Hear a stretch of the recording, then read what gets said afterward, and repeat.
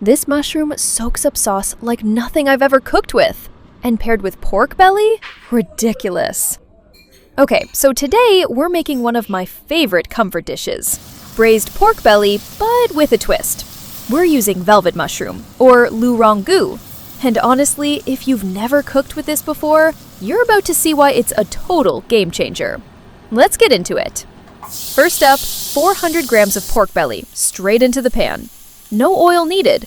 The pork's gonna render its own fat, and that's exactly what we want. Let it fry until it's deep golden brown on all sides. This is the flavor foundation, so don't rush this part. Let it do its thing. Once that's golden, push it to the side and toss in your ginger and garlic. Sauté for about a minute, just until it's fragrant. Your kitchen should smell amazing right about now. Now is the flavor payoff for the sauce. 3 to 4 tablespoons of light soy, 2 tablespoons of dark soy, and 2 teaspoons of brown sugar. Mix it all together and let that pork soak it in. The dark soy is giving us that deep, rich color, and the sugar is going to balance everything out perfectly. And here's the star of the show, the velvet mushroom. Fold it right in. This stuff is basically a sponge for flavor, so give it a good toss before we add liquid.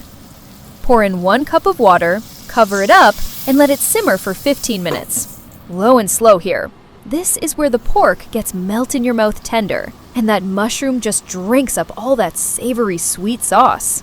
Perfect time to go get your rice ready. Once that's done, uncover, throw in your chopped spring onions, sauté for 1 more minute, just enough to soften them up while keeping that fresh crunch. And that's it!